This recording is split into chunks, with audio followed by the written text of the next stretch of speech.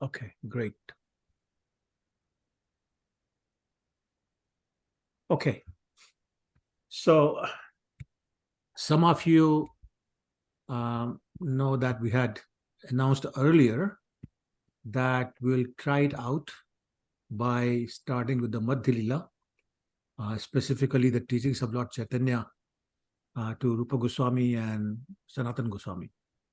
But later on, I was thinking about this and discussing with some of the people, and we decided that maybe it's best just start from the beginning. And if we struggle, we struggle. We'll see what happens. So we are going to start with Adi Lila. For those of you who have access, I hope everybody does actually, have access to online version. Can you give me a minute so I could get the book? Yeah, I have Madhya Lila. That's absolutely. No, Adi Lila. Yeah, go ahead. Adi Lila, right? Yes. Okay. So everybody should have. Just give me a minute, please. Yeah. Take your time. And so what I'll do is I'll pause the recording. Okay, great.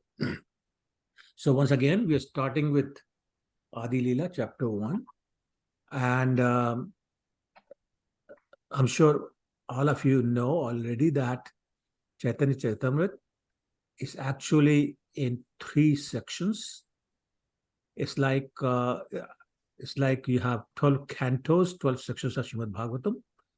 You have 3 sections of Chaitanya Charitamrita, and they're known as Leelas.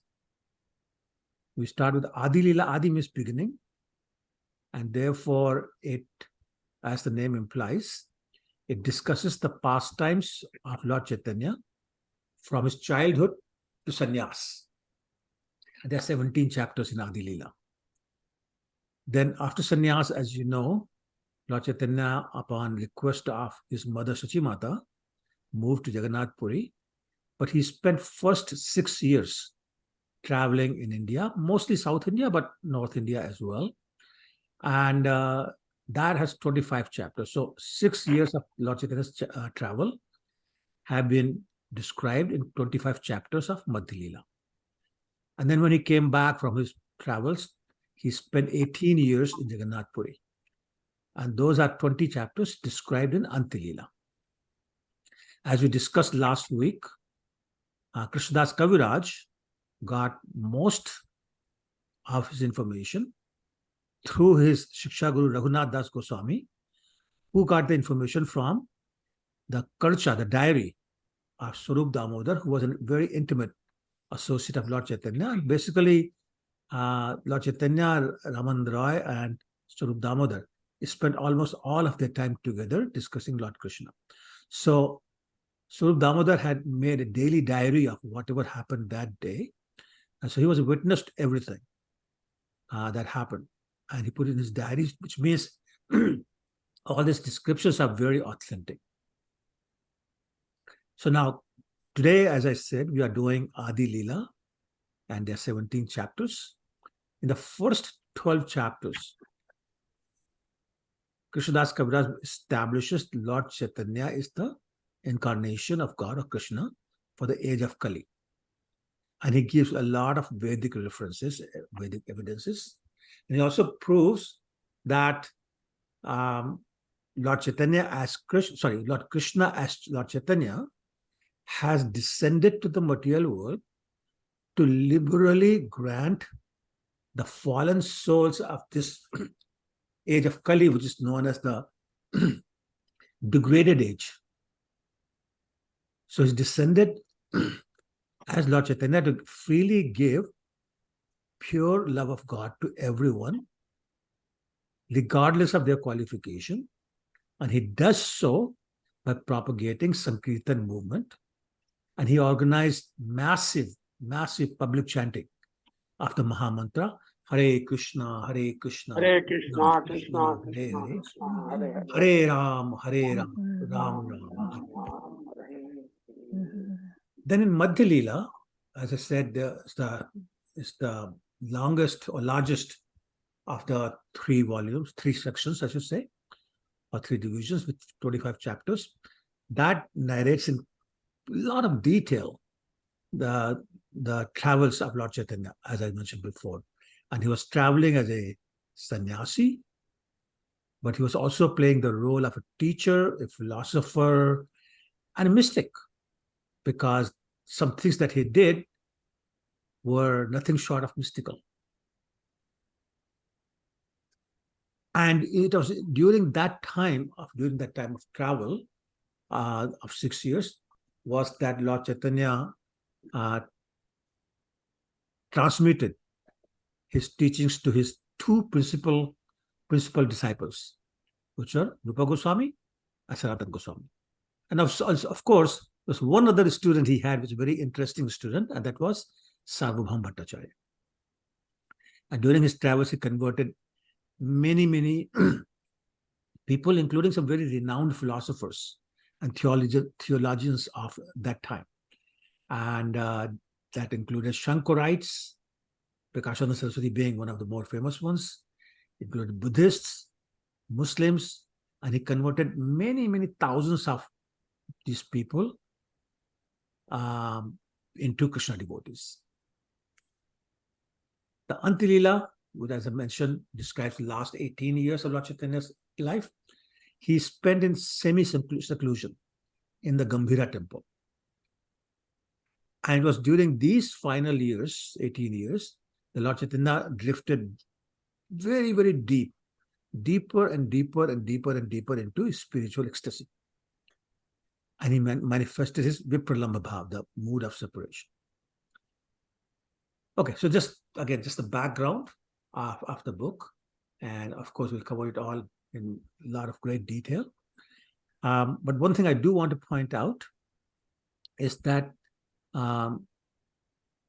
you can call it the style or whatever, or because it's so deep, so complex, so difficult to understand, that the style that Krishnadas Kaviraj has used is that he does a lot of summary, what you call sutras, which are then repeated for some explanation. And then there's explanation of explanation, then explanation of the explanation of the explanation. So sometimes it can get confusing, and we have to be very patient and try to remember what we read. And it is also my role in these classes to try and streamline and simplify those things, to at least try and reduce any confusion that may be caused because of the repetition. So, for example, just to give an example, today we'll try to cover first 6 verses of chapter 1. They're part of the Mangalacharan. But those 6 verses, actually the first verse becomes the basis of the whole book. So you can imagine how much explanation of one verse would be done in the whole book. 11,000 verses, by the way, in the book.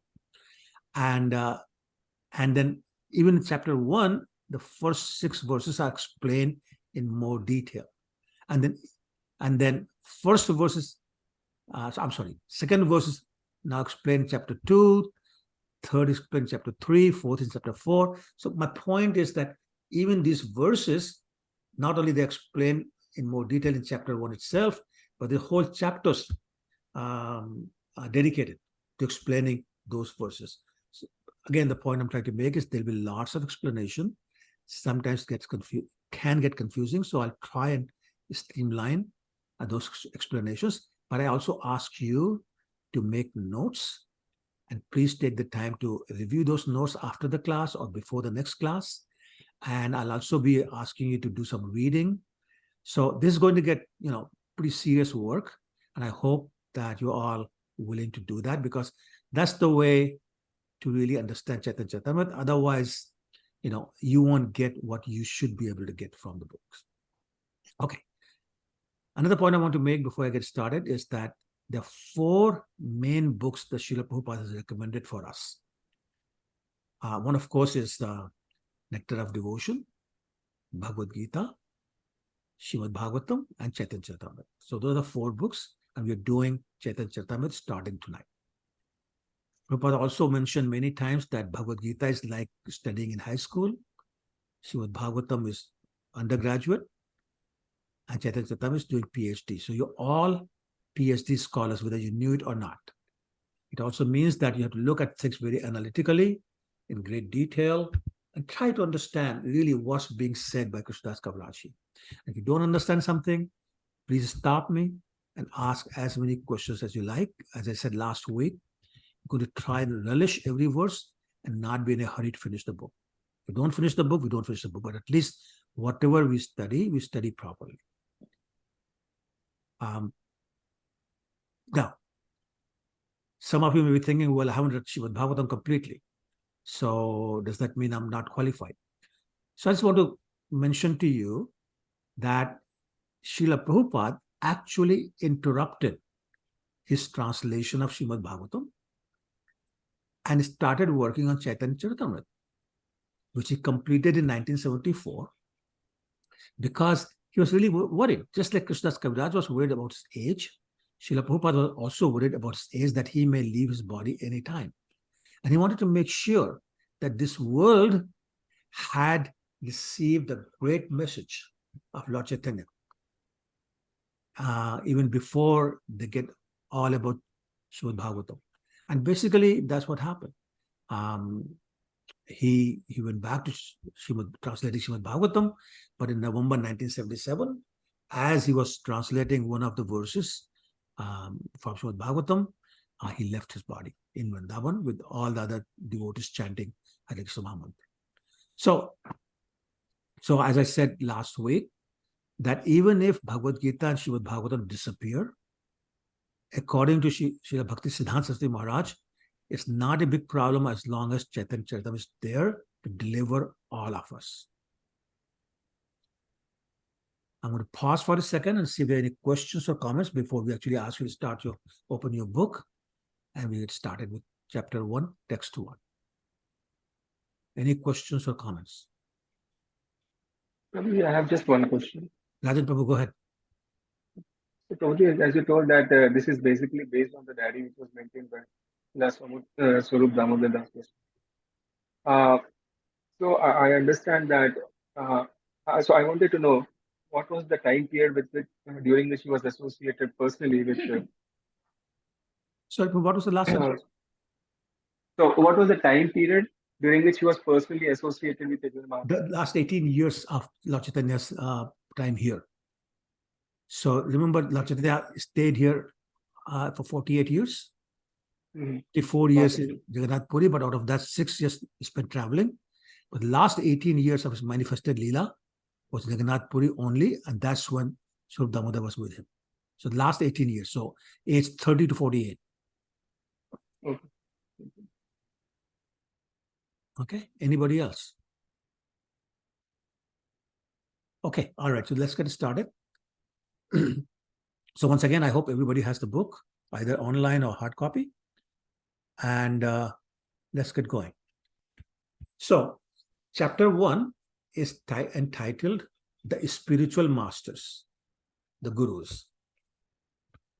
And as I was mentioning a few minutes ago, that the first 14 verses of this chapter describe, are known as Mangalacharan, and they describe the absolute truth. The Mangalacharan consists of 3 parts. Any Mangalacharan of any book, not just this book. Any Mangalacharan of any book consists of 3 parts. One is the author offering obeisances and seeking blessings from the Lord. It's called Namaskar or Namaskrityam. Second part is known as Vastu Nirdesh or objective of the book. What's the objective of the book? What's the book about? That's the second part of Mangalacharan. Third is offering blessings and benedictions to the readers. So we'll see that all 3 are, even in the first 6 verses, all 3 parts of Mangalacharan are present. So let's start with chapter 1, Adi Lila chapter 1, text 1. So I'm going to read this. And again, I beg forgiveness for lack of my ability to understand the meter, but let's go ahead. Let's try it again. Vande Gurun Ish Bhaktan Isham Ishavatarakan Tat Prakashanscha Tat Shakti Krishna Chaitanya Sangyakam. So this verse is describing Lord Chaitanya, Krishna Chaitanya, that's Lord Chaitanya, in his 6 different transcendental expansions or tattvas. Tattva means the truth. And is offering obeisances to the 6 tattvas that comprise the absolute truth that we're going to discuss. So as I was mentioning before, the entire chapter actually is devoted to this one single verse that we just read. And as we go through the chapter, we'll see how they have done that. And not only that, and I think I also mentioned that earlier, that this verse forms the basis of the entire book. And again, this is why so much repetition. Anyways, now let's go back to the verse word for word to try and understand what's being said. So one day means I am offering obeisances. To whom? The first person the obeisance being offered to is Gurun. Now, Gurun is plural of Guru. So here Gurun means that Krishnadas Kaviraj is offering his obeisances to the entire Guru Parampara. Not just his Shiksha Guru, Raghunath Das Goswami, not just his instructing spiritual master Lord Nityanand, but the entire Guru Parampara, which when we do that, we have whole Parampara all the way to Krishna. So he's doing that. Also, as we know, there are different types of gurus. You have Chaitya Guru. Chaitya Guru is the Paramatma. So his spiritual master from inside us, inside of us, are instructing us as Paramatma. That's Chaitya Guru. Then you have Bahya Gurus, different Bahya Gurus. You have Diksha Guru, of course, that's the initiating spiritual master. And you have Shiksha Gurus. You have only one Diksha Guru, but you can have multiple Shiksha Gurus. Now, I do want to make one point here, and that is we often misuse the term Shiksha Guru.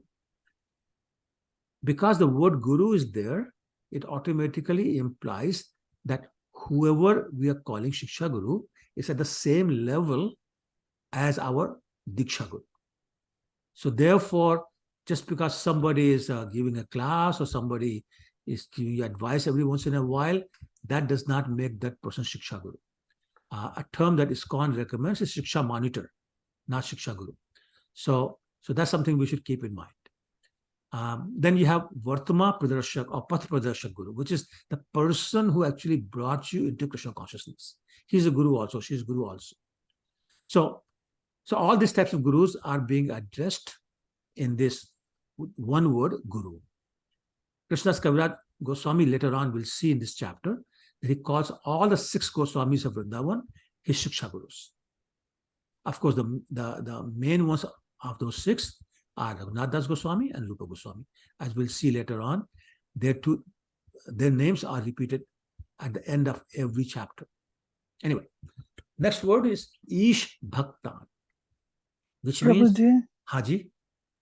ये second text 2 बोल रहे हो ना? जी नहीं, text 1 of chapter 1. Text 1 बोल रहे हो? Text 1 of chapter 1. अच्छा जी. वंदे गुरु देखा आपने? वंदे गुरु ईसा भक्तन. हाँ वही. तो अभी मैंने गुरु एक्सप्लेन किया है. ठीक है? हाँ जी. Okay. So Ish Bhaktan, which Bhaktan obviously means devotees, Ish means God, but Ish Bhaktan means not just devotees of Krishna, devotees of all incarnations of Krishna. So again, very broad spectrum is offering obeisance to all the devotees of all incarnations. The next word is Ish. Ish, of course, means God, Parameshwar, as Lord Brahma says in Brahma Samhita, the very first verse of chapter 5, Ishvara Brahma-Krishna Sachidananda Vigraha. So it's that Krishna is the source of all incarnations. That Ish is being addressed here. Krishna says Bhagavad Gita, Ham Sarvasya Prabhu, which means he's the source of all things, including all his incarnations. And then next is Ishavatar. So once again, all incarnations of Krishna. So as we know, there are 6 types of incarnations. We have Lila avatar, So like Lord Ramchandra, Lord Krishna, they're all Lila avatars also, Lord Nrsimhadev, Lila avatar. Then Guna avatar. Guna avatar are the Brahma, Vishnu and Mahesh. So mode of goodness, passion and ignorance. Then you have Shakti Avish avatar, which is a living entity who has been empowered to have some special power. So like Prithu Maharaj, Narad Muni, the Kumar brothers, so on and so forth. Then you have Yuga avatar, so like Lord Chaitanya, Lord Krishna, they are Yuga avatar. Then Manvantar avatar. So those all 6 types of incarnations. But here, very specifically, Advaita Acharya is being addressed as Isha avatar. Now, Advaita Acharya actually is not an incarnation of just one personality. He's actually an incarnation of 2 personalities together. And it's explained that one time Lord Sadashiv, which is actually Vishnu Swarup, he was getting worried about what's going to happen in Kali Yuga. So he's performing tapasya and meditating upon Lord Mahavishnu. And Lord Mahavishnu appeared, they discussed the concern, and they said, okay, we'll go together. So the 2 of them came out as one personality, Advaita Acharya. So Advaita Acharya is incarnation of Mahavishnu as well as Lord Sadashiv. And we'll discuss that in more detail in one of the later chapters of Adi Lila. Then it says Prakasha. Prakasha is the manifestation. And here, the immediate manifestation or expansion of Lord Krishna is Lord Balaram. And Lord Nityananda is not different from Lord Balaram. So it's being referred to, the word Prakasha here is referring to Lord Nityananda. Then it says Shakti. Shakti means energy. But what we have to understand here is that there's no meaning to the word Shaktiman without Shakti. In other words, Shaktiman is incomplete without its Shakti. And that is why Shakti and Shaktiman always go together, because neither one has any meaning without the other.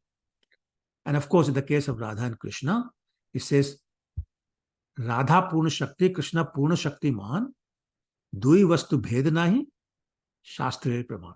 All the scriptures have proven that Radharani is the complete energy and Lord Krishna is the complete energetic, but there's no difference between the 2.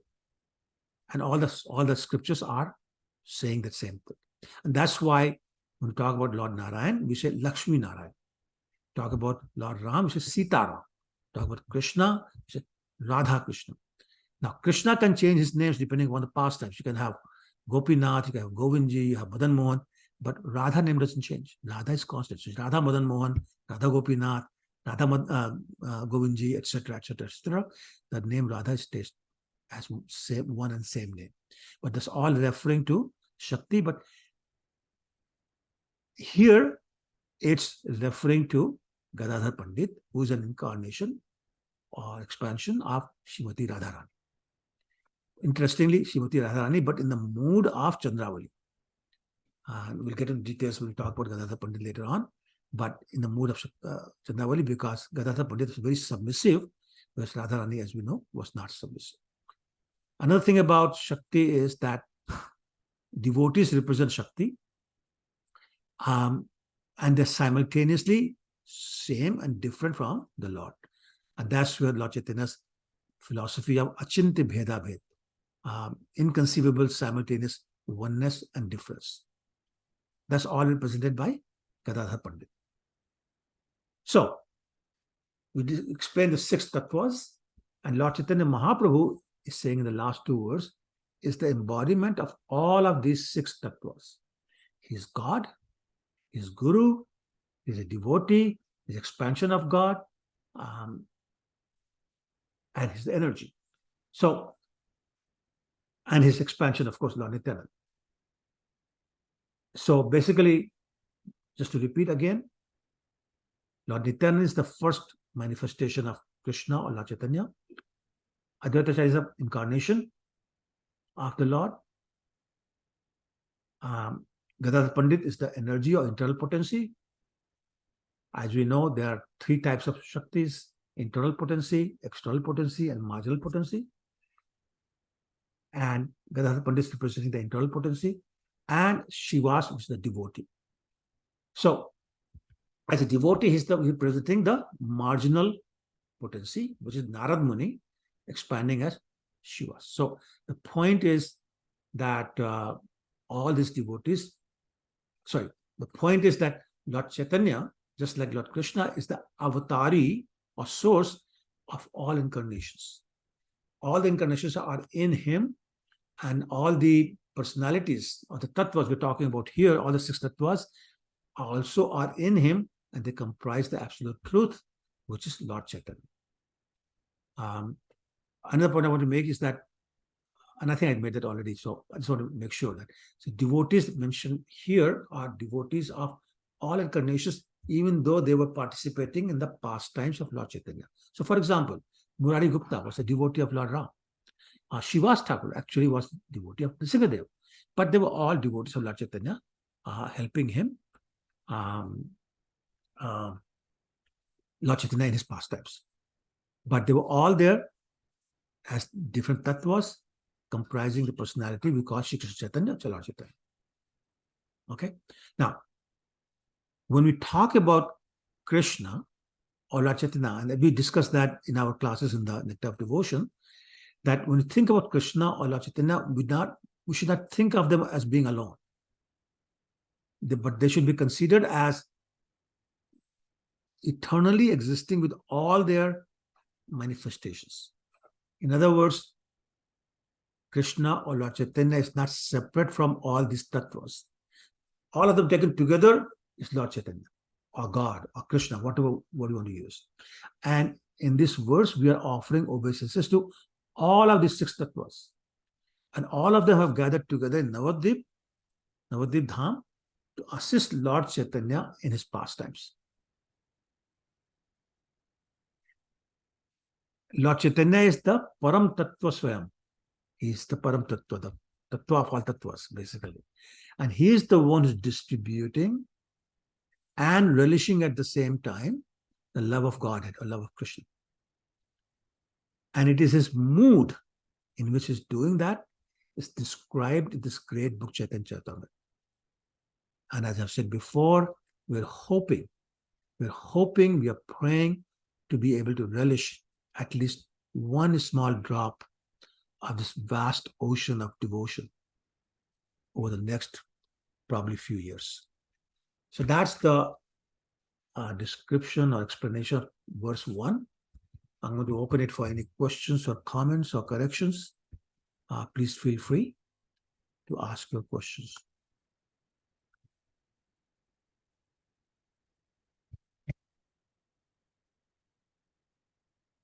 Is it getting too heavy? Is it too much detail? I need some comments back. Is this just right, or should I tone down? Should I slow down, or I'll give you more than I'm giving? I just need some feedback. Hare Krishna Prabhuji, you laid down the structure or basis of entire God. Chaitanya Charitamrita, as you said, you are giving to the level required. Prabhuji, it's very nice. Thank you. Thank you, Prabhu.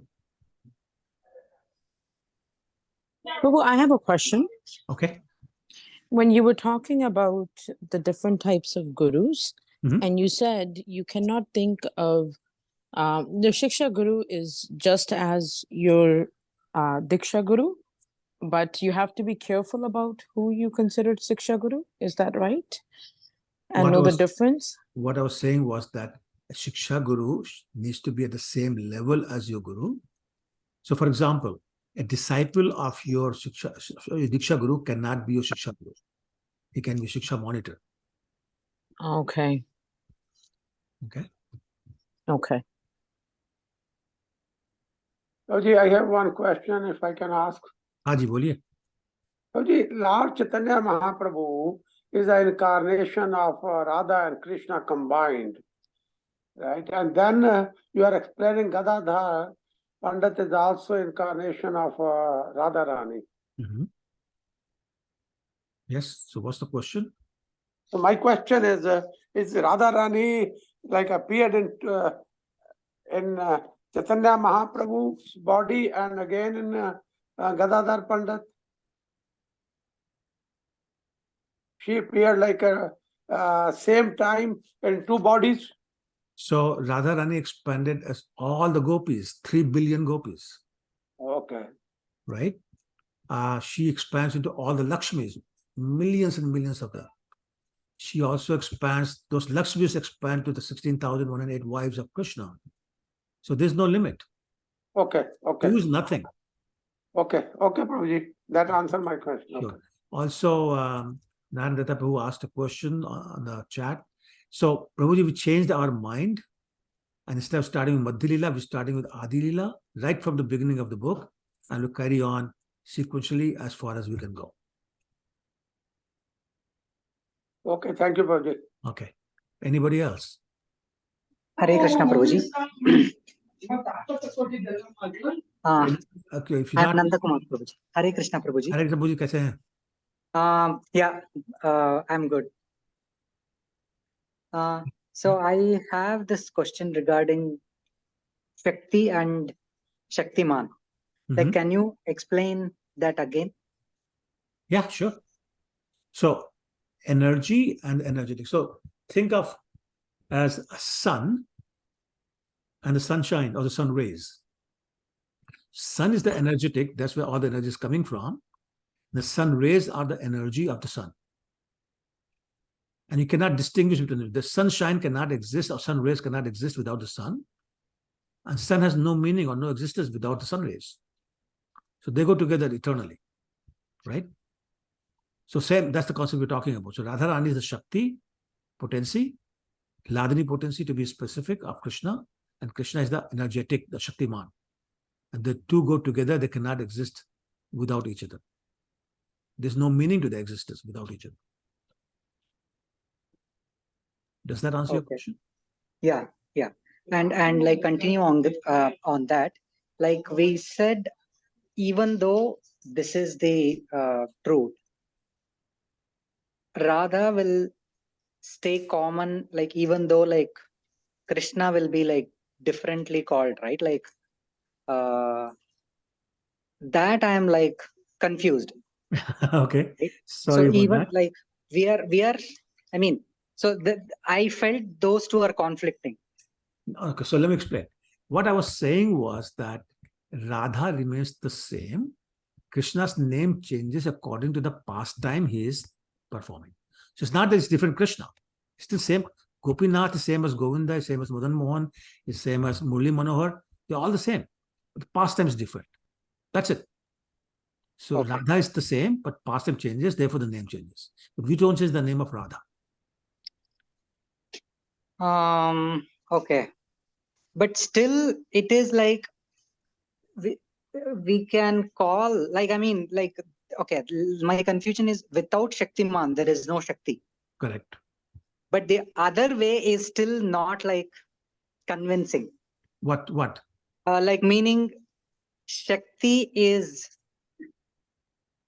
there, or like, I mean, Shaktiman is not there without Shakti. Okay, yeah. That is like, see, okay, it is very easy to understand that Shakti is not there without Shaktiman. Okay. But it is difficult to digest the other way. Okay, so give me an example of where you can think of Shaktiman without Shakti. Give me an example. Shaktiman without Shakti. So the same thing. Okay. we are saying different like names for Krishna, right? Like even though it is the same. No, Prabhu, that was just an example. Don't go too deep into that. All I was saying was that Krishna's name for the deity, we talk about the deities. We change the names of deities depending upon the pastime. But we don't change the name of Radharani. She remains constant. That's all. There's nothing too deep in that. Correct. But is there, I mean, like, even though that's where the confusion is. So why is that distinction? Like, even though we say that like Shaktiman and Shakti are same, it does not go like it is not mutually exclusive. Like why is, so I feel there is a preference given to Oh, I see. Shaktiman rather Prabhu, I than, think I know what you're saying. So I mentioned a word that I did not explain. It's called Achintya Bheda Bhed, which means Okay. inconceivably, simultaneously, same yet different. okay. So there is a difference because Hmm. sun ray is not sun, Correct. but there's no difference because they cannot exist without each other. That's Achintya Bheda Bhed. Okay. So Okay. similarly, I see. energy and energetic are different, but at the same time, the same. Okay. Does So, that make sense? okay, Yeah, fine. sorry, I didn't Okay, explain it. I think that makes sense. So Okay. it is same, but it is different. Yeah, that's right. Okay. That's called Achintya Bheda, inconceivably different and non-different at the same time. Okay. By the So way, we which say the same means thing it for is living entities. For correct. the soul, So we say the same thing. It's different and non-different at the same time. correct. So which means energetic is like kind of like upper hand compared to energy. Well, I if mean, they're same, then there's no upper hand, lower hand. okay. Let me Okay. give you another example. Radharani said once, what did she say? Mam Paurusham Rupam Gopijan Manmohana. He says Krishna, Gopijan Mohan is Manmohan is Krishna. He is my male form. She's not saying I'm his female form. She's saying Krishna is my male form. Also, eternal existence means there never was time when Radharani did not exist and Krishna did not exist. Okay? So therefore, to say one is superior, one is not, is very confusing because there are examples, and you're not the only one confused, by the way. There have been some very great acharyas who have been confused, including Jayadev Goswami, who once refused to write that Krishna is putting his head on the lotus feet of Radharani, asking for her favor. And he said, how can that be? He didn't write it. He left, and Krishna came from behind him and wrote it down for him.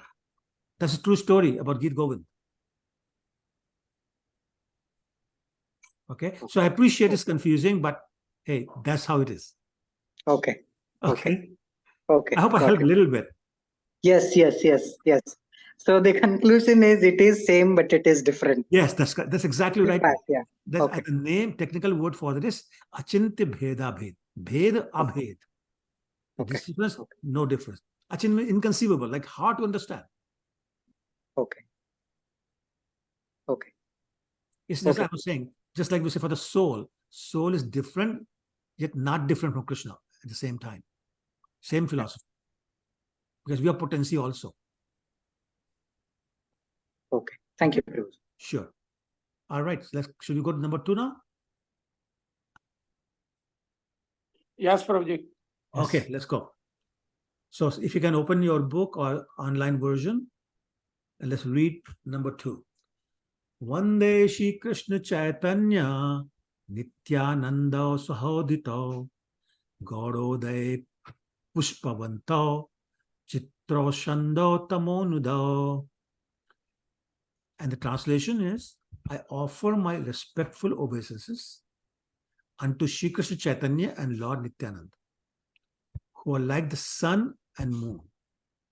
They have arisen simultaneously on the horizon of Gauda to dissipate the darkness of ignorance and thus wonderfully bestow benediction upon all. You have the translation there, right? You see it? Yes, Prabhuji. Would Yes. somebody like to read that translation in English? I can read it, I Prabhuji. can do it, Prabhu. Oh, go ahead, Prabhuji. That's okay. Okay, one of you, please. Okay, you go ahead, Mother. Is it okay, Prabhu? Yes. Are you sure? Go ahead, please go ahead. Translation. Oh, sorry. Yeah, translation. Yeah, go ahead. I offer my respectful obeisances unto Sri Krishna Chaitanya and Lord Nityananda, who are like the sun and moon. They have arisen simultaneously on the horizon of Gauda to dissipate the darkness of ignorance and thus wonderfully bestow benediction upon all. Jai, thank you. So this is a very interesting verse. Again, it starts with Vande, which means I offer my respectful obeisances. That's the translation of the word Vande. So here, the Vande to whom? Krishna's Kaviraj is offering obeisances to Shri Krishna Chaitanya, which is Lord Chaitanya, Nityananda. and Nityananda. Nityananda. So, and Lord Nityananda. Now, those of you who know Sanskrit would note that it says Nityananda. All implies two people. So, Lord Chaitanya and Lord Nityananda. Sahodita means two people appearing together simultaneously. And how do they appear? Pushpavanta, which means they are appearing like the sun and the moon. Where are they appearing? Gaurodaya, Gaurodesh. East. Gaurodesh, basically today's Bengal, is Gaurodesh. Okay, so here in this particular verse, Krishna's Kaviraj is offering his respectful obeisances to Lord Krishna, Shri Krishna Chaitanya and Lord Nityananda. He's comparing them to the sun and moon. Why? Because sun and the moon dissipate the darkness of the material world. And similarly, Lord Chaitanya and Lord Nityananda are dissipating the darkness of ignorance of this material world. So that's the comparison there. But interestingly, he says, Sahodita. Sa means together. Right? Sahodar, for example, means brother. The person born from the same womb, two people born from the same womb are Sahodar. So Sahodita, they appear together. Now, sun and the moon don't rise together. Although there are days when you can see them together on the sky at the same time, but they don't rise together. But Lord Chaitanya and Lord Krishna, unlike sun and moon of the mundane world, have risen together in Gaurodesh from the eastern horizon. Okay, so that's one point. The second point is that it is just like Lord Krishna and Lord Chaitanya appeared in Vrindavan, they have now appeared in Gaurodesh as Lord Chaitanya and Lord Nityananda. This is a very wonderful bhajan. I think it's by Narottama Thakur. He says, Vijendra Nandan Jai, Shachisut Hailosai, Balaram Hoila Nitai. Vijendra Nandan means Lord Krishna. He's appeared as the son of Shachimata, Lord Chaitanya, and Lord Balaram has appeared as Lord Nityananda. And how did they appear? They appeared like the sun and the moon. Why did they appear? Tamonada, to dissipate the darkness and ignorance of this material world.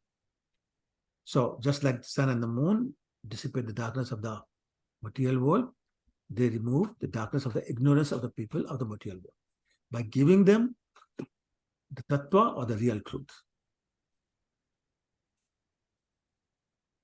The ignorance, as I mentioned again, or avidya, is basically the lack of understanding the real truth. And as a matter of fact, I'll go out on a limb, I guess, and say people talk about dharma, earth, kam, and moksha, but they're all ignorance. Why? Because dharma, which is the religious principles of the Sakam Bhakti, or the Bhakti of the demigods, etc. Earth, which is the economic development or the endeavor we do to earn money and accumulate material things, and Kam, material desires. They actually bind us to the material world. They don't let us get out of material world. Therefore, they're ignorance. And moksha. Moksha, generally, when people talk about moksha, they're talking about merging in the Brahman effulgence. And the problem with merging in the Brahman effulgence is that it breaks our relationship with Krishna. Because there's nothing to do there. There's no service in Brahman effulgence. It's just light, no activity, no relationship with Krishna, no service to Krishna. And that's why that's also avidya. So here he talks about tamo, no doubt, the tamo, the ignorance, is including these four purusharthas, dharma, artha, kama, and moksha. As a matter of fact, a trying to remember where I read this, which book, but it says here, Tar madhye mokshvancha kaitava pradhan, jahan hoite Krishna bhakti, hoy antadhan. Basically, it's saying that when we have the desire for moksha, the impersonal moksha, merging in the Brahman effulgence, is kaitava. Kaitava means really bad, really ignorant, and really not according to real religion. I say it's pradhan kaitava, it's the main kaitava, main problem. Because when we get that moksha, any bhakti we may have had for Krishna disappears. Antardhan means it basically disappears. So there's no Krishna bhakti when we merge in the Brahman effulgence. What could be more ignorant than that? You may also recall from your classes, for those of you who were in Nectar of Devotion classes, that right in the beginning we talked about the 6 characteristics of pure devotional service. And one of them was moksha laguta krit, means the pleasure or the bliss we derive from the performance of devotional service is totally exceeds any pleasure you can get from moksha. In other words, any pleasure you get from moksha is so infinitesimal compared to the bliss of pure devotional service that devotees don't even want to think about it. Lagutam is very insignificant, very, very small compared to what they have. And it is that ignorance that's removed by Lord Chaitanya and Lord Nityananda by giving the light of tattva, the tattva prakash, which means the light of the real knowledge, the real truth, which is Krishna, Krishna Bhakti, Krishna Prem, and Krishna Nam Sankirtan. I'm going to pause and see if there are any questions or comments. Prabhuji, I have a concern that I just want to raise. Uh-huh. It's going to be little off the topic. As you talked about merging into the Brahmanic effulgence. So I've read many times that there is a chance of coming back from there. Mm-hmm. Whereas if you go to Krishna Dham, Golok Vrindavan, there is no chance of coming back to the material world. Correct. Which I absolutely believe because I've read it multiple times in the scriptures. Okay. But I would like to ask you something like, you must have heard of Brahmakumaris who believe in merging into the Krishna's effulgence, and they're into meditation. And so these sections of society, they are in ignorance as per Gaudiya Vaishnavas, correct? Mm-hmm. They are into ignorance, right? So they have chosen the wrong path of bhakti, let's say that, because they're not reaching to Krishna in the end, and they've taken a longer route, the longer way to go to the God, the ultimate perfection of life. So I'm right in understanding that they are in ignorance, correct? Well, yeah. See, remember, we're defining ignorance as anything that takes you away from Krishna. Keeps you away from Krishna. So by that definition, yes. Because people have different definition. I mean, they're not as ignorant as some other people who don't do anything transcendental. Yes. Right? So it's all relative. So again, defining real knowledge as whatever takes you closer to Krishna and keeps you with Krishna. With that definition, yes. Some other definition. Okay, Prabhuji. Okay. That answers my question. Good. Yeah. Thank you. Thank you. Anybody else? I'm going to ask the same question at the end of every verse. Are you still with me? Is it getting too heavy? You have to guide me, because without your guidance, I'll go on the wrong side. Hare Krishna, Prabhuji. Hare Krishna. Prabhuji, when we were explaining about dharma, arth, kamoksha, when we were talking about dharma, are we specifically talking about the karma kande activities? Correct. Okay. That's why we're calling it ignorance, right? Correct. And I thought I said that, but maybe I didn't say it well.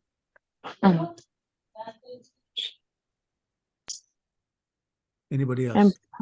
Prabhuji, when we talk about like moksha, I mean, we don't think about merging into Brahman effulgence, but at the same time, we have a desire to not be born again. Sorry, can you say it again? We're not thinking of Brahman effulgence, as we being devotees of Krishna? Devotees of Krishna, Okay, yes. yeah. But we do also not want to be born again. Correct. So, but that is also a type of moksha, but that's not moksha. Our hope is to be with Krishna, or, in the spiritual world, somewhere in the spiritual world. That is okay, right? Mm-hmm. Although, Okay. what did Lord Chaitanya say? Fourth verse of Shikshashtakam. Mam janmani janmeshwar bhaktat bhakti rahat kitva. He said, no, if you want me to take birth again, that's fine. Just let me do pure devotional service.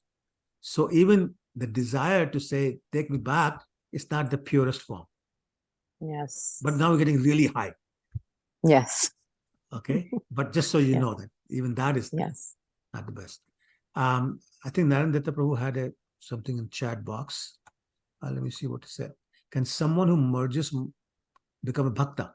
So Prabhu, the answer is, after a very, very long time, they can come back to the material world again. And because they're already pure, they have very good chance, if they get devotee association by Krishna's mercy, they can become bhaktas. Yes. Okay, Supriya, Tibhama, you had your hand raised? Yeah. Prabhuji, I just wanted to go back to Ruchira Mataji's comment about people being in ignorance, like the Brahma Kumaris. Mm-hmm. So I just wanted to point out that there are 3 different realizations of the Supreme, like Brahma, Paramatma, Bhagavan. So if there are people who believe in Brahma Jyoti, that's just incomplete knowledge, not really full ignorance. Correct. But their path is different, and they are aspiring for merging, and then eventually they'll fall back into the material world, as you explained. I just wanted to bring that point. So you're absolutely right. But once again, that's why I said, if I qualify by saying, if you're the Krishna Bhakta saying, I just want to be with Krishna, then you would call it ignorance. Otherwise, no. So your point is very valid. That is an incomplete understanding of absolute truth. So is the yogis with Paramatma feature. But the devotees don't care for either one of them. Okay. Nandita Prabhu, is it possible you can ask the question, because it becomes difficult for me to see as it flashes very quickly. Thank you. Yeah, go ahead, ask the question. You don't have to turn the video on, that's fine. About here if required. Can a person who gets moksha come back to the material world? I thought they are not born again. What's his comment? Well, okay. So they can come back to the material world, and they can be born again after a very, very long time. Very, like millions of years. But they can, because it's so boring that there's nothing to do. It's just light. And so therefore, they basically, out of boredom, they come down. That's according to Srimad Bhagavatam. Okay. Mohit, you have a question? Yes, Prabhuji, Hare Krishna. Prabhuji, so I learned that people who go to Brahma Jyoti, they don't come back to material world. So this is new learning for me, that they do come back to material world. They can come back to material world. So what is the conditions they can come back, or they come back? Like there are things, right? So what make them come back then? Yeah. So basically, as I was saying, some of them get so bored because there's nothing to do. They say, no, I got to go back and get some variety. There's no variety, no variegatedness, as Prabhupada says. There's no activity. You just sit there in light. That's it. Just imagine yourself sitting in a large room with thousands of watts of light on. Nobody else there, no activity. You're sitting there. How long can you stay? So it's the same thing. After millions of years, they come down. But some may choose to stay longer or stay forever. And that's possible. There's no statistics on what percentage come down on it. They can come down. Some of them do come down, but after a very, very long time. So it's their own wish they come back to material world, but they cannot go to Krishna Dham. Not from there. They have to come back, perform devotional service, and then go back again. And then they can go back. Once again, Understand. Okay. Understand. Thank you. Sure. Hare Krishna. Thank you. Usha? Prabhu, who knows that someone gets the moksha even? We cannot decide. It's Krishna is deciding. No. So we only go by the scriptures. We have no way of knowing. Yeah. There's no practical experiment we can do. But Yeah. whatever we are saying is based on what we have studied in the scriptures, and that's all we're basing it on. Mm-hmm. Right. I don't have personal experience, by the way. Me neither. Hare Krishna. Okay. All right. I'm sorry. Go ahead. Bhakti Krishna Prabhu. I know we have talked about this many times, but those people who are aspiring to merge in the Brahman effulgence, are they totally ignorant about Krishna, or they don't accept his supremacy? Or what is it that makes them decide that they want to merge with in the Brahman effulgence? So the basic idea is that they have understood that the material world is full of miseries. And the only way they can get out of these miseries is if they get out of the material world. So that's all they focus on. They want to get out of the material world, so perform all the speculative knowledge, they perform all the austerities, etc., etc. And if they achieve perfection, they merge in the Brahman effulgence, and they're very happy with that. Until after a very long time, they feel they're bored, they come down. But while doing all this, and while attaining perfection, do they have any slightest, knowledge or acceptance that Krishna is present? Well, so I can't answer for all of them, but basically the idea is they're obviously not convinced enough to go beyond the Brahman effulgence. So they stay with that. That's why, in Bhagavad Gita, Krishna talks about the yoga ladder. Right. He says some people stop at karma yoga. They don't want to go beyond that. Some people stop at jnana yoga. They don't want to go beyond that. Some people stop at dhyana yoga. They don't want to go beyond that. So different people, different choices, different preferences. But as Satyabhama was saying, it's incomplete understanding, but still understanding. And it's their choice. Thank you. Okay. Madhusura Prabhu? Hare Krishna, Prabhuji. Hare Krishna. So, is it sometimes Krishna sends somebody here, for example, she's Goswami, our Srila Prabhupada, Krishna sent us, this material world, to bring all of us to the Goloka. Right. Right. What's the question?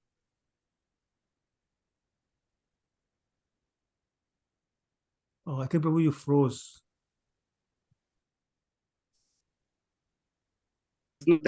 Arrange and the material world. So Prabhu, Krishna can send some devotee. Haribol Prabhu, yeah.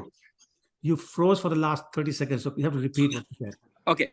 So what I'm saying that Krishna also can send some pure devotee to a material world, like our Sikhs Goswami, Srila Prabhupada, to give that knowledge to bring all of our fallen soul to the Goloka. Correct. So it also happens. So it's not that somebody being jealous, Krishna send us for punishment, this material world. Correct. Sometimes Krishna also sends some devotee to, yeah.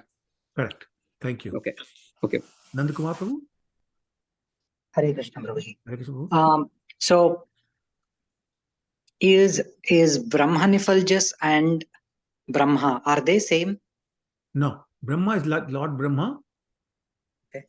And it's a person, living entity. Okay. Who's creating the different bodies, 8.4 million types of bodies. Mm-hmm. Okay, Brahman effulgence is the bodily rays of Krishna. Okay. So just because the name Brahma is there, it doesn't mean... No, there's a Brahma, there's a Brahman. There's no N in the name of Brahma.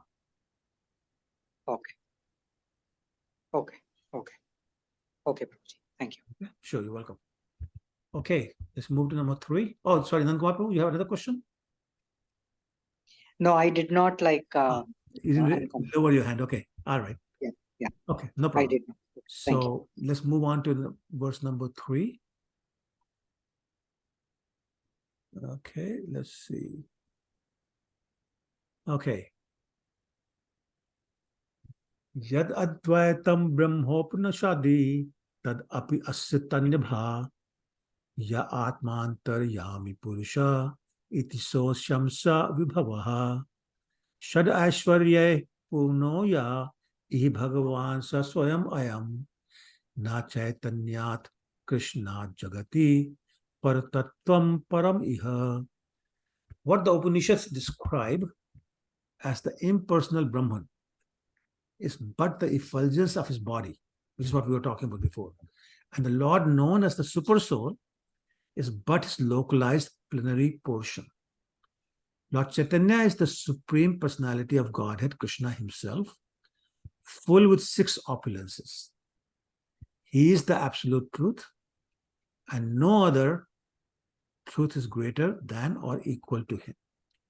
So in this verse number 3, Kaviraj Goswami is talking about who is Krishna Chaitanya.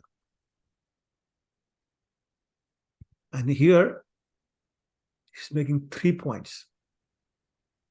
One point is that generally Upanishads describe the supreme absolute truth as impersonal Brahman effulgence. And that is why so many people, get on that path, because Upanishads are talking about it. But not all Upanishads. Ishopanishad, not just Upanishad, Ishopanishad, Mantra 15, talks about the personal aspect of the absolute truth. Something about Hiranyamane Patrena, I don't know the whole verse.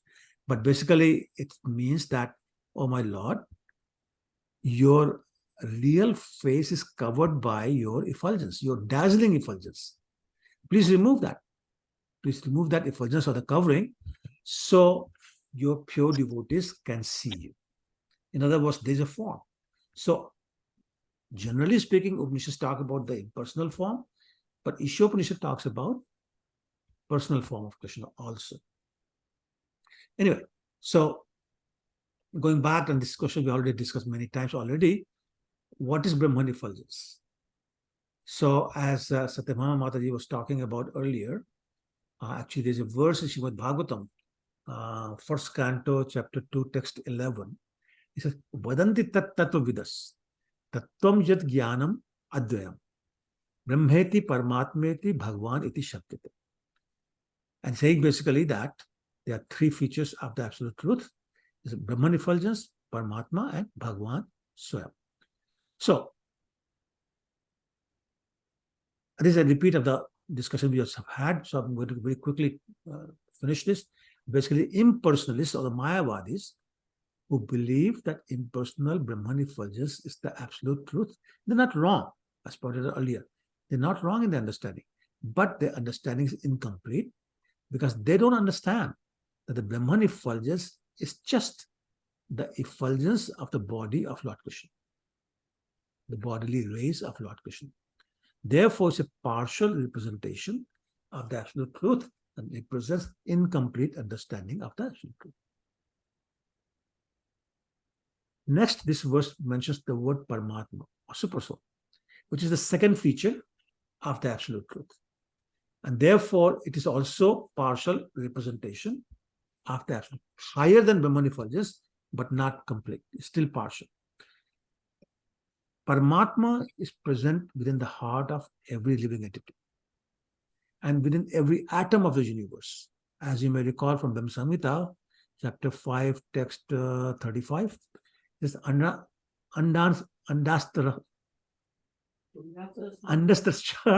parmanu chaya antarastha. Basically, that it's pervading every atom. Every atom of the universe is pervaded by the Paramatma feature.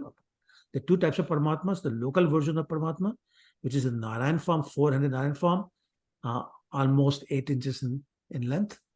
And then you have the energy-like, all-pervading Paramatma feature that's pervading all the atoms. So the yogis meditate upon the Paramatma feature, the localized version, and they're also showing a partial or incomplete understanding of absolute truth. Okay, so yogis understand that this effulgence feature and this Paramatma feature, but they don't understand or care to understand that there is a personal feature also. So once again, as I was saying before, in the yoga ladder, they choose to stop at the platform where they're only meditating upon the Paramatma feature. They don't want to go beyond. Then the third and the final feature of the absolute truth is the Bhagwan, or the personal feature of God, or absolute truth, which is Krishna, Bhagwan Krishna, or Lord Chaitanya, who's Krishna himself. And he, the Bhagwan feature, is the basis of both the impersonal Brahman and the all-pervading Paramatma feature, and therefore represents the complete understanding of absolute truth. Okay, that's the first point. The second point is that Shri Krishna Chaitanya, Lord Chaitanya, is Swayam Bhagavan. He is the Supreme Personality of Godhead himself. And therefore, he is full in 6 opulences. So, as far as Samagrasya, Virya, Yashashashya, Jnano, Vairagyasya, Shadno Bhag Itan Guna, which means 6 opulences of Krishna. He is the wealthiest, is the most famous, is the strongest, is the most beautiful, most knowledgeable, and most renounced. So all those 6 opulences are present in full in Lord Chaitanya, just like they are in Lord Krishna.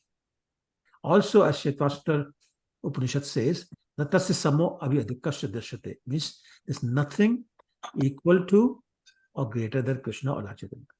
There's nothing superior to be conceived anywhere than Krishna. He is the Supreme Person. And Krishna says in Bhagavad Gita 7.7, Matta partaram na anyat kinchit asti dhananjaya. There's no higher truth than me. Same thing, there's no higher truth than Lord Chaitanya. Okay, so here we're defining, or Krishna is defining, who is Lord Chaitanya. Any questions or comments on that?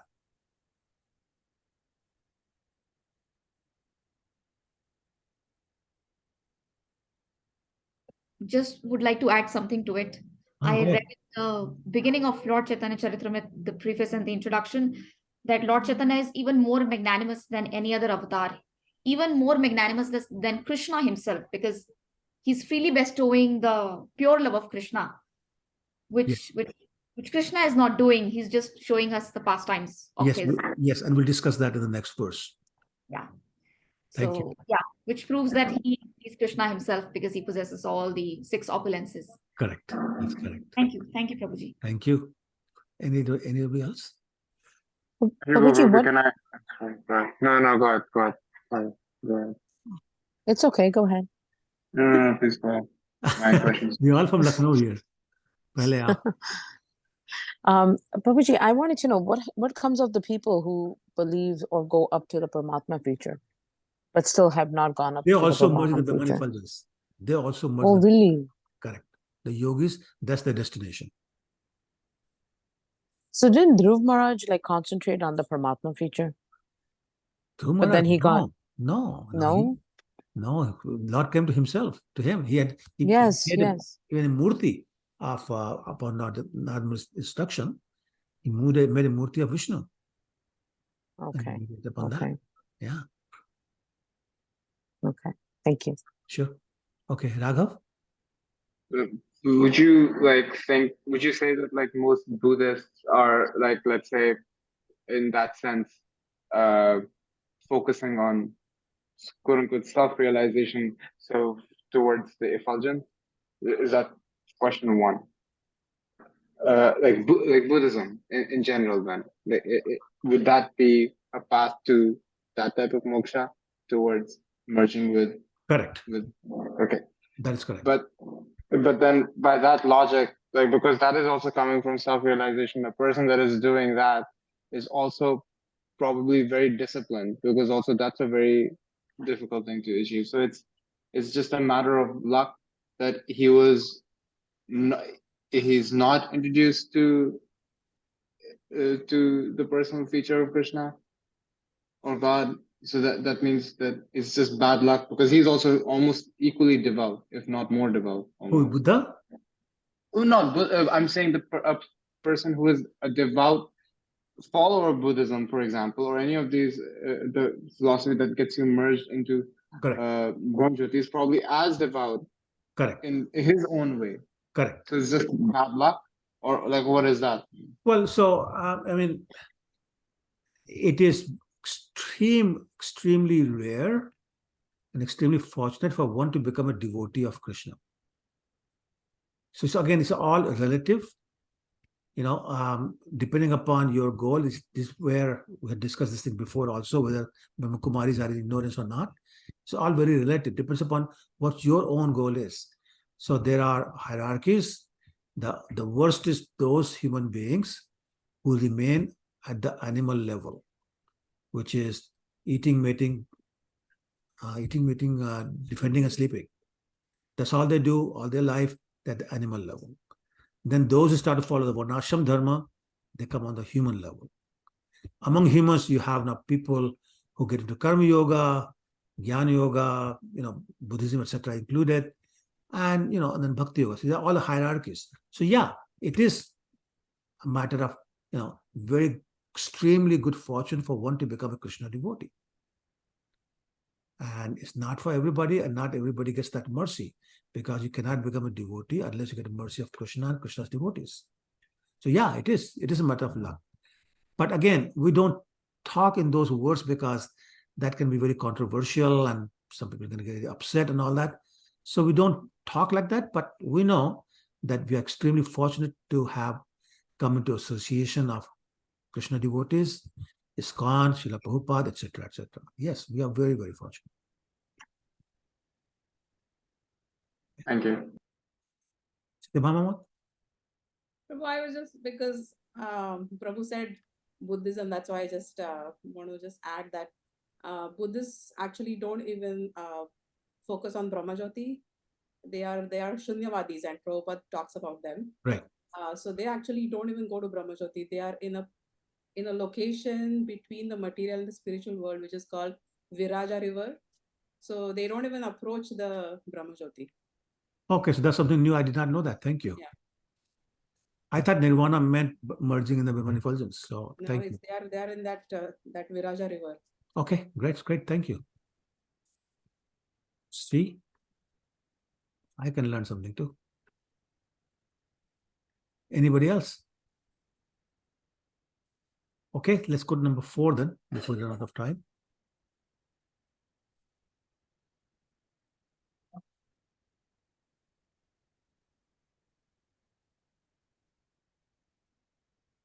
Okay, number 4. A very famous verse. Anarpita charim chirat karunayavat tirnah kalau samarpayitum unnatojwal rasam swabhakti shuyam. Naripurat sundar diti kadamb sandiptaha sada hriday kandare spuriti vah shachinandanaha. May the Supreme Lord, who is known as the son of Srimati Sachi Devi, be transcendently situated in the innermost chambers of your heart. Resplendent with the radiance of molten gold, he has appeared in the age of Kali by his causeless mercy to bestow what no incarnation has ever offered before. The most sublime and radiant mellow of devotional service, the mellow of conjugal love. So, it's a wonderful verse, a very famous verse actually. Srila Krishnadas Kaviraj describing the merciful nature of Lord Chaitanya. And this is what I think Ruchira Mataji was talking about from the introduction by Srila Prabhupada to this book. Lord Chaitanya bestowed on the people in general what no other incarnation, not even Lord Krishna himself, has ever offered before. And that is pure love of Krishna, without any consideration of the qualification of the receiver. Krishna said, Sarvdhaman Paritajya, and that's when the devotion service begins. Lord Chaitanya said, no, don't worry about it. Just come to me. And that is why he is considered even more munificent than Lord Krishna. That is why Rupa Goswami, in his prayer to Lord Chaitanya, he called him Mahavadanya, the most merciful, most beneficent incarnation. His very famous prayer says, Namo Mahamadanyaya Krishna Prem Padayate Krishnaya Krishna Chaitanya Namine Gorat Vishenava. So he's offering his obeisances to Lord Chaitanya, saying, you are the most beneficent. You're the most beneficent incarnation ever. And actually, when you think about this, it was Lord Chaitanya who really introduced the worship of Radharani. Sure, Madhavan Puri, no, let me rephrase that. Until the appearance of Madhavendra Puri, who was the spiritual master of the spiritual master of Lord Chaitanya. So Ishwar Puri was the spiritual master of Lord Chaitanya. Madhavendra Puri was the spiritual master of Ishwar Puri. So Param Guru. So Param Guru of Lord Chaitanya, Madhavendra Puri, is the one who started the worship of Radharani, Radha and Krishna together. Up until that point, people worship Krishna alone. There was no Radharani. But even after Madhavendra Puri started that, hardly anybody knew anything about Radharani. The devotees served Krishna in a mood of a servant with awe and reverence. But Lord Chaitanya taught us that we can love Krishna in any of the 5 mellows, which are Shantiras, Dasiras, Sakhiras, Vatsalras, and Madhuriras. But he emphasized Madhuriras, which is the relationship or the mellow between Radharani and Krishna. So the point being made here is that it is only Krishna with whom we can have relationship in any of the 5 mellows I mentioned. Up until that point, it was only one mood, which is Dasiras, or the mood of a servant. But with the knowledge that Krishna is Supreme Personality of Godhead, is the Lord of the Lords, is the King of the Kings, so the awe and reverence was always there. It's like we serve Lakshmi Narayan in that mood, we serve Lord Vishnu in that mood, awe and reverence. But it's Krishna only that we can do without awe and reverence. In complete freedom. We can be his friend, we can be his parents, we can be his lover. With no consideration of his godhood. As a matter of fact, the Braj Prem that Lord Chaitanya described and explained and propagated to the rest of the world, even when people had evidence of Krishna's godhood, they ignored it. And Krishna went out of his way to hide his godhood. He had instructed the internal potency Yogamaya to make every one of his associates who were in Vrindavan, Vrajadham, I should say, make them forget that he's God. And he said, not only that, make sure that even I and Lord Balaram also forget their God. Of course, because they're the controller of Yogamaya, whenever the need arose, they will remember that they're Supreme Personality of Godhead. But most of the time, otherwise, he will not even know that he's God. Otherwise, he'll not be stealing butter. He'll not be crawling on his fours. He will not be eating mud. He will not be running scared from Mother Yashoda. On and on and on. All those Leelas will not be done if Krishna remembered all the time that he is Supreme Personality of Godhead. So he would forget, his devotees would forget. But that relationship where the devotees forget that Krishna is God is only possible with Krishna. So a devotee of Krishna can relate to him as a father, as a mother, as a friend who thinks not only I'm equal to Krishna, but sometimes I'm even better than Krishna. And that's the philosophy that, of course, Srimad Bhagavatam explains that in 10th canto, but that is the main philosophy that Chaitanya Charitamrita is all about. There are no other scriptures in the world where the God is treated as son of a devotee, friend of a devotee, lover of a devotee. Usually God is seen as Almighty Father who supplies the demands of the sons. But in Krishna Lila, the great devotees of Krishna, which means the pure devotees of Krishna, sometimes they treat Krishna or God as their son, but they're doing that in the execution of their devotional service. That's the beauty of it. They're serving with devotion, but it's the devotion and the love that makes them forget who's Krishna, that he's God, and that they think they're the parent, and therefore, instead of the normal routine of a devotee asking for something, Krishna providing, they feel they must provide or supply the needs of their son, who's actually a God. So the proprietor of everything, the owner of everything, is supplied with what they think he needs. Instead of taking from God, they give to God. And God, in his appreciation of the love of these devotees, it starts to actually depend upon the mercy of these devotees. The devotees actually believe that they're the mother, the father, the lover, the friend of Krishna, and without them, Krishna will not survive, especially when they're acting as parents. If the Maya really believed, if she did not supply milk to Krishna, he'll become either weak or may actually even die. She would perform so many rituals and prayers to the demigods to protect Krishna, which is really funny because Krishna is the protector of the demigods. They run to him every time they're in trouble by being attacked by the demons. And she's praying to them to protect Krishna because she doesn't know he's God. And that's possible only with Krishna. However, Lord Chaitanya's greatest gift was not just talking about the friends and the parents, but the greatest gift was teaching that Krishna can be treated as the lover, the unmotivational, the unnatojwal. That's the rasam, that is the phrase being used in this verse.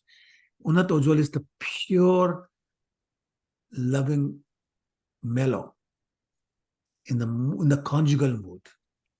Radharani and the gopis, as they have their relationship with Krishna. And in this relationship, Krishna becomes so much attached to the devotees that there's a point where he expresses his inability to reciprocate. Bhagavad Gita 4.11 says, Jajathamam prapadyante, tam sathai bhajamyam, that completely breaks down. Krishna says, I'll reciprocate. And Krishna says, I can't reciprocate. He feels so much obligation to the gopis that he feels, I'm sorry, I cannot return your love. I cannot repay your love. Na pare hum, the most famous was Krishna sits down on his knees, folds his hands, tears in his eyes, says, I'm so sorry, I cannot repay your love. I have nothing more to give to you. The owner and the proprietor of everything in the material and spiritual worlds is, I'm sorry, I have nothing more to give to you. The devotional service on this highest, most excellent platform of the lover and beloved had never been given before by any previous incarnation or acharya. And that was given by Lord Chaitanya, Chaitanya Mahaprabhu, to the whole world without any consideration of the qualification of the receiver. That's why Krishna's Kaviraj is quoting Rupa Goswami in this fourth verse saying, Lord Chaitanya is in the yellow complexion. Gorat Vishenama. Yellow complexion. He's Sachinandan, the son of Sachimad. And he's the most charitable person. He's the Mahamadanya, most charitable person, because he's come to deliver the highest, which is Krishna Prem, the unalloyed love for Krishna. To everyone, not selected few, everyone, regardless of their qualification. And Krishna's Kaviraj is saying that may you always keep him in your hearts. That's Lord Chaitanya. Because it is through Lord Chaitanya that it becomes very easy to understand Krishna. If we understand Lord Chaitanya, we automatically understand Krishna. If you obtain the mercy of Lord Chaitanya, we automatically obtain the mercy of Lord Krishna. That doesn't happen with anybody else. We cannot serve Lord Ram or Lord Nrsimhadev and expect to get the mercy of Lord Krishna and becomes devotee. You serve Lord Ram, you're Ram devotee. You serve Lord Nrsimhadev, you're Nrsimha devotee. You serve Krishna, you're Krishna devotee. You serve Lord Chaitanya, you become Krishna devotee. And then there's some discussion about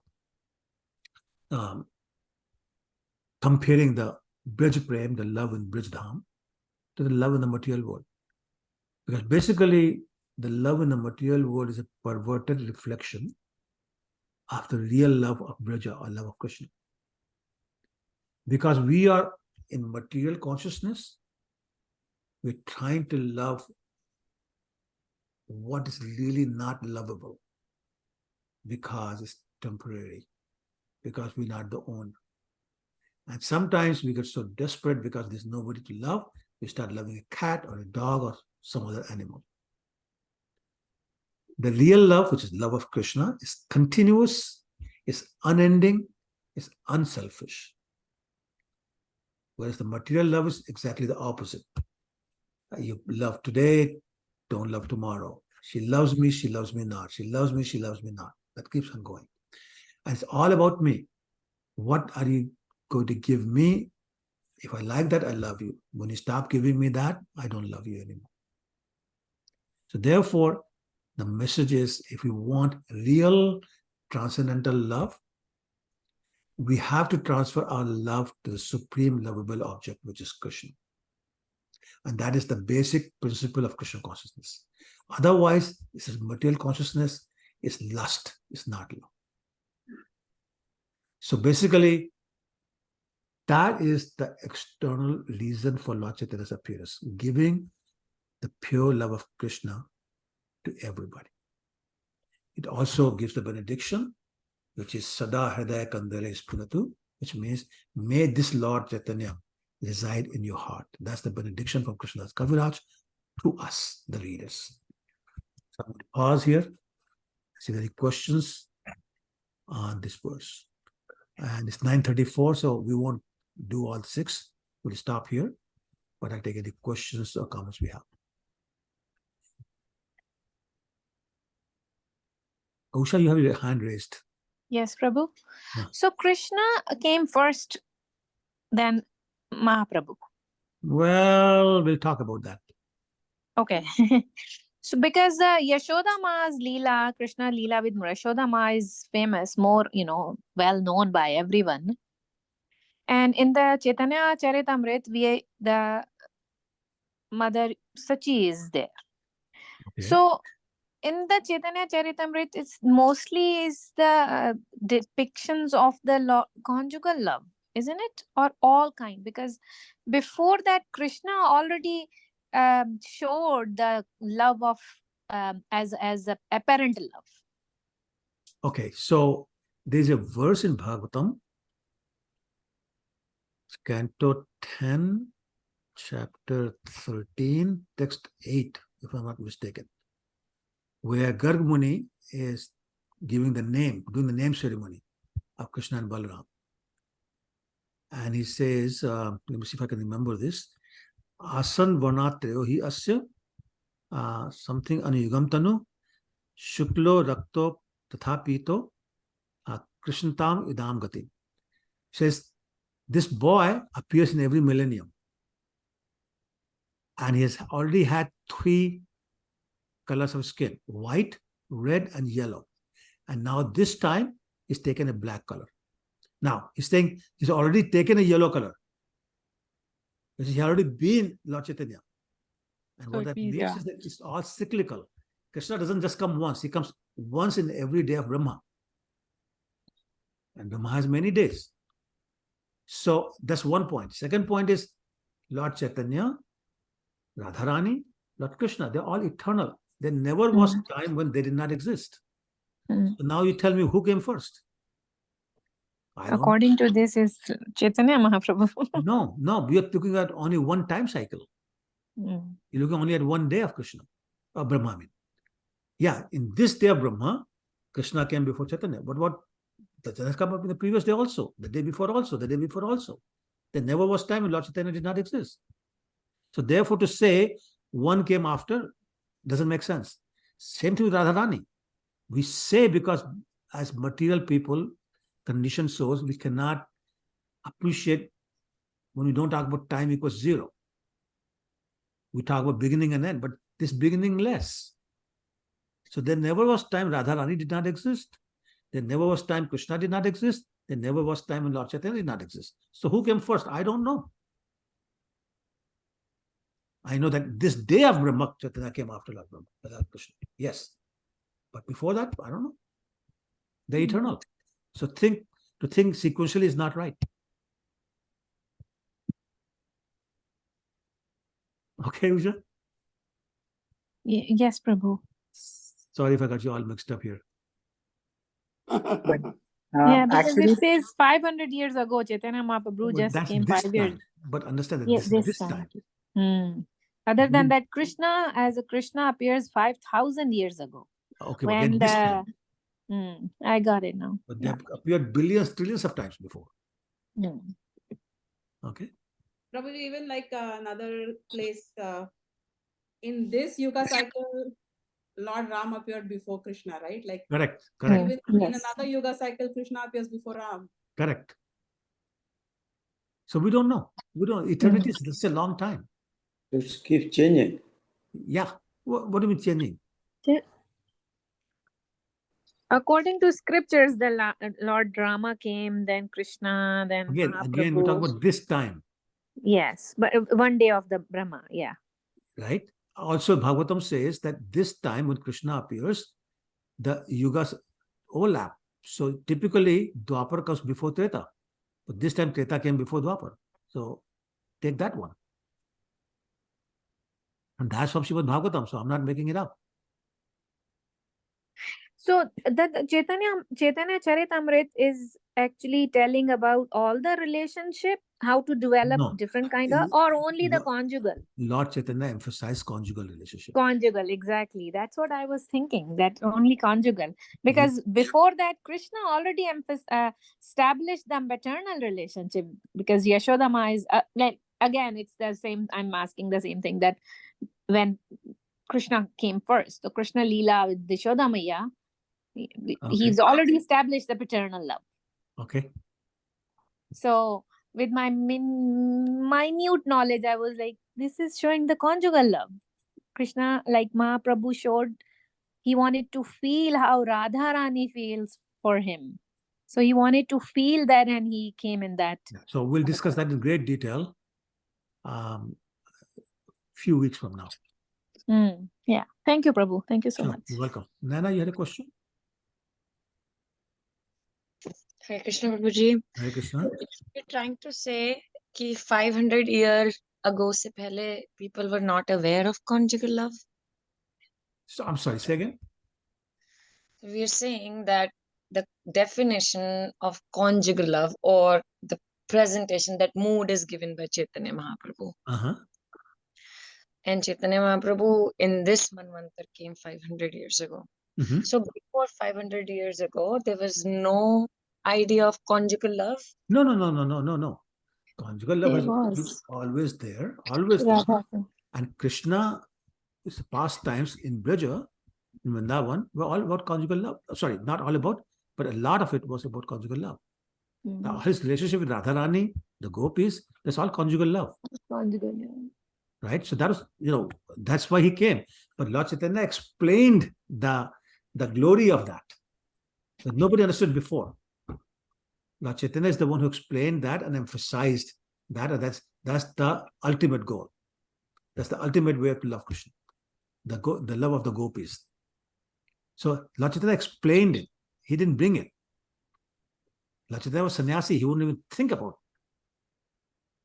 But because he came in the mood of Radharani, he understood what this means, so explained it. And that's what he distributed to the people. But he didn't do it. He was sannyasi. He was so strict that one of his associates talked to a woman and he said, "Get out. I don't want to have anything to do with you."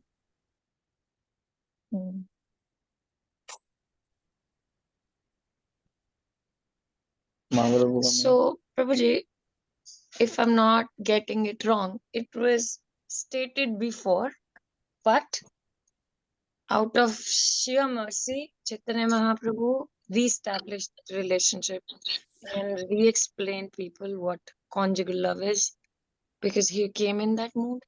He didn't reestablish, he explained it. And he gave it because people misunderstood.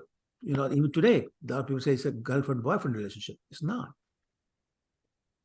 It's the purity of the love. It's all about the lover. And, you know, we'll talk about the mood of Radharani. How, actually, next verse we'll talk about that. We won't have time today. The Radharani's mood and why it was so amazing that even Krishna did not understand and wanted to taste it. That's why he came as Lord Chaitanya.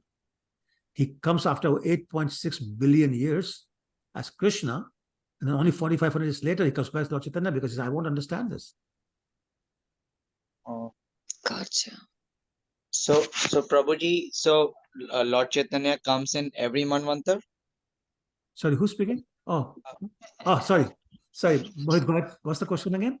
So Lord comes in every Manvantar? No. One day of Brahma has 14 Manvantars. Yes. So only one day of Brahma. So this is the 27th Chaturyugi. Yeah. Seventh Manvantar. And the 7th Manvantar. That's the only time. Only once in the day. Oh, once in a day. So we are very fortunate that it was only 5,000 years ago. Imagine. Prabhu, what is Manvantar? What is Manvantar? Okay. So before I answer that, it's 9:43. Do you want to continue? I don't mind. But a lot of us here complains that Prabhu, the class goes too long. So I don't mind. Oh, anyway, that's my point I'm making is those of you who need to go, that's fine. I have two choices. I can end the class, not answer the questions, or I can stay, answer the question, but you're free to leave if you want to. Okay, just want to put that on the table. Okay, Usha, now your question was, what is a Manvantar? Ji. So basically the day of Brahma is divided into the reign of 14 Manus. And each reign is called a Manvantar, the age of that Manu. Right now we are in the 7th Manvantar. It's called Vaivasvat Manvantar. Okay, which means the Vivaswan, the sun god, is the Manu. Sorry, the son of sun god is the Manu. His name is Vaivasvat. And this 1,000, it gets very complicated. 1,000 Chaturyugis in the day of Brahma, which means 71 Chaturyugis in one Manvantar. Each Chaturyugi is 8.6 billion years. Sorry. It's 8.6 billion multiplied by 1,000. So whatever that comes to is that. So it's like very, very long period of time. Yeah, Prabhuji, I'll interrupt and I'll tell what Mataji has a question. It's actually there are 4 yugas. 4 yugas constitute one Mahayug or a Chaturyug. 71 such Mahayugs constitute one Manvantra. Such 14 Manvantras constitute one Kalpa. And 2 Kalpas constitute one Brahma day and night. 360 such Brahma day and nights constitute one Brahma year. 100 such Brahma years constitute one Brahma lifespan. And we are right now in yeah, it's very detailed.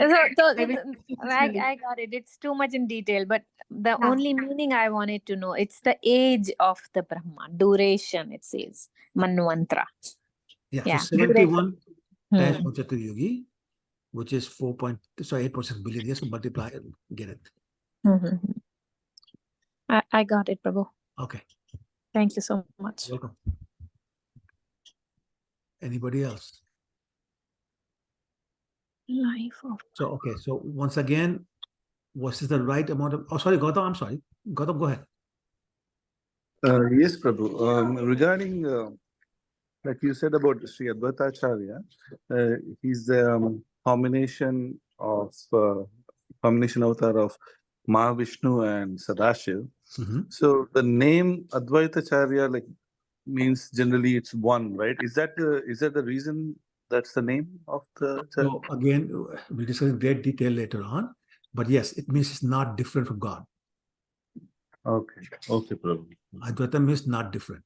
Not different from God. Okay.